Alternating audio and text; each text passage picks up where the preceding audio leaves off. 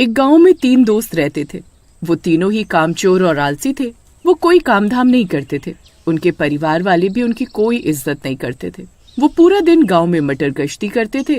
फिर एक दिन वो तीनों गांव में पेड़ के नीचे बैठे रहते हैं। तभी वहां से धनिया सेठ अपनी मोटरसाइकिल से गुजरता है और उसका बटुआ नीचे गिर जाता है। अरे कालू, अरे वो देख, धनिया सेठ अपना बटुआ यहीं गिरा गया। फिर कालू जल्दी से भागकर जाता है और बटुआ उठा लाता है। अरे कालू, जल्दी खोल, देख इसमें कितने पैसे हैं। फिर वो बटुआ खोलते हैं तो उसमें 20,000 रुपए मिलते हैं। अरे बाबा, आज तो हमारी लॉटरी ही लग गई। इतने पैसों में तो हम 2 महीने तक खूब ऐश कर सकते हैं। अरे भाई, मैं तो कहता हूँ मुंबई घूमने चलते हैं। अगर ये पैसा गांव में खर्च करेंगे तो धनिया सेठ को हम पर शक हो सकता है। फिर वो मुंबई जाने की तैयारी करने लगते हैं। अरे माँ, मेरा सामान बांध दो, मैं मुंबई घूमने जा रहा हूँ। कमबख्त, मैं तो तुझे रोज के 10 रुपए खर्ची देती हूँ। तेरे पास मुंबई जाने के लिए पैसे कहाँ से आए? कोई डाका तो डाल कर नहीं आया ना? अरे नहीं माँ, वो मेरा दोस्त कालू मुझे अपने साथ लेकर जा रहा है। कालू तो खुद बेरोजगार है। वो तो तुझसे भी बड़ा निकम्मा है। उसके पास पैसे कहाँ से आए? अरे माँ, वो कालू को शामू अपने पैसों से मुंबई लेकर जा रहा है। निकम्मेपन में तो शामू तुम दोनों का भी गुरु ही है। उसके पास इतने पैसे कहाँ से आए? सच सच बता, तुमने कोई उल्टा सीधा काम तो नहीं किया ना?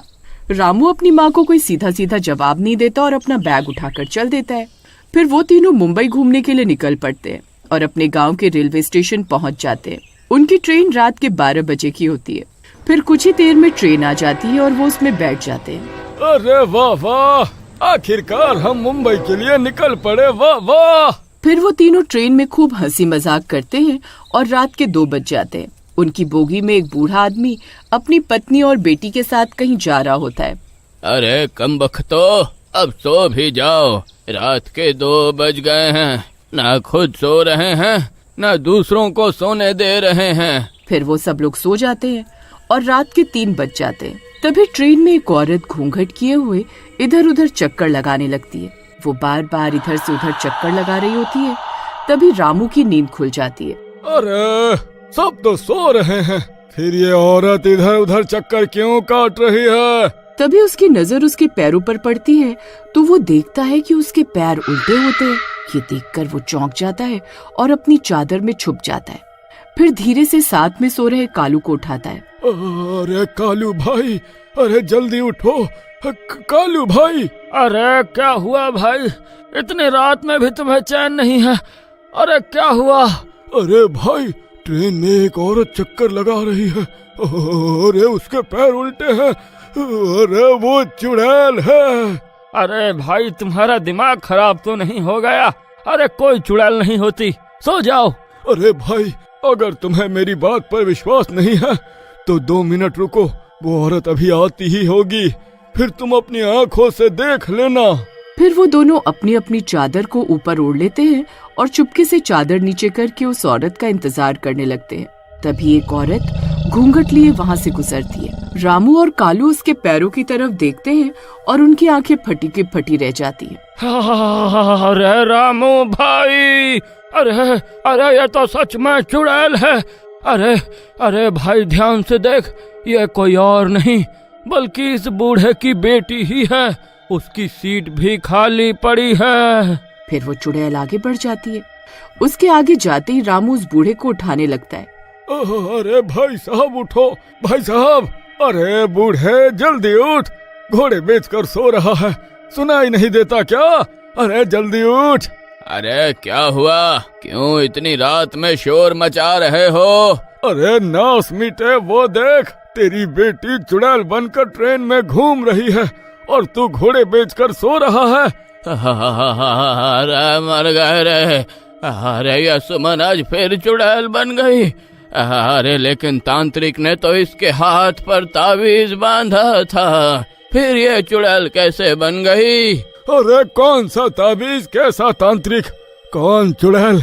अरे ये कैसी बातें कर रहा है बूढ़े? तू पागल तो नहीं हो गया जो अपनी चुड़ैल बेटी को खुला ट्रेन में लेकर घूम रहा है? तभी गुर्राने की आवाजें आने लगती हैं। वो झांक कर देखते हैं तो वो चुड़ैल उनकी ओर ही आ रही होती है। फिर वो सब लोग चादर में और वो चुड़ैल गुर्राते हुए आगे बढ़ जाती है। अरे भाई, अरे ज्यादा आवाज मत करो, उसने हमारी आवाज सुन ली तो वो हमें कच्चा खा जाएगी। अरे मर गए रे। अरे बूढ़े, तेरा नाश मिटे। जब तुझे पता था तेरी बेटी चुड़ैल है तो तू इसे ट्रेन में लेकर क्यों आया? अरे भाई, मैंने अपने गांव के हर तांत्रिक से इसका इलाज करवाया लेकिन कुछ नहीं हुआ, इसलिए इसे मुंबई लेकर जा रहा हूँ। क्या पता वहाँ इसका इलाज हो जाए। तभी एक आदमी अपनी सीट से उठकर टॉयलेट की ओर जाता है। हम तुम एक कमरे में बंद हो और चाबी खो जाए, ला ला ला ला ला ला ला। तभी चुड़ैल की नजर उस आदमी पर पड़ती है और पलक झपकते ही वो उसके पास पहुंच जाती है। तभी वो चुड़ैल उस आदमी की गर्दन पकड़ लेती है। अरे बचाओ, बचाओ, अरे भाई कोई बचाओ मुझे। अरे बूढ़े, अरे जल्दी जा, वो देख तेरी बेटी उस आदमी को मार रही है। अरे मैं कहीं नहीं जाने वाला, मुझे बेवकूफ समझा है क्या? अगर मैं वहाँ गया तो वो मुझे भी मार डालेगी। फिर वो चुड़ैल उस आदमी को ट्रेन से नीचे फेंक देती है। अब ट्रेन में उस चुड़ैल के बारे में सबको पता लग गया था। अरे भाई, ऐसे तो एक एक करके ये सबको मार डालेगी। अरे हम सबको मिलकर इसे पकड़ना होगा। फिर वो तीनों भागते हुए जाते हैं और उसे धक्का देते हैं। धक्का लगते ही चुड़ैल ट्रेन के बाथरूम में गिरती है। तभी रामू दरवाजा बंद कर देता है। खोलो ये दरवाजा, मैं किसी को जिंदा नहीं छोड़ूंगी, खोलो दरवाजा।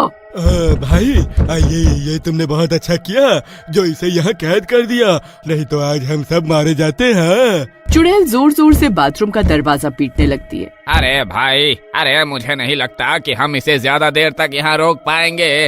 अरे ये किसी भी पल दरवाजा तोड़कर बाहर आ जाएगी। अरे जल्दी कुछ सोचो। तभी वो चुड़ैल दरवाजा तोड़कर बाहर आ जाती है और गुस्से से गुर्राने लगती है। सभी लोग पीछे वाली बोगी की तरफ भागने लगते हैं। अरे भागो रे!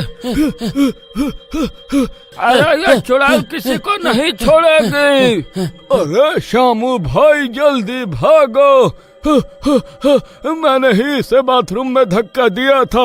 अरे सबसे पहले ये मुझे ही मारेगी। अरे मेरे लिए रुको, अरे मर गया रे। फिर वो बूढ़ा भागता भागता अपनी पत्नी के पास पहुंचता है और उसे नींद से जगाने लगता है। अरे भगवान, जल्दी उठो, तुम अभी तक घोड़े बेचकर सो रही हो। अरे देखो यहाँ सब गड़बड़ हो गई है।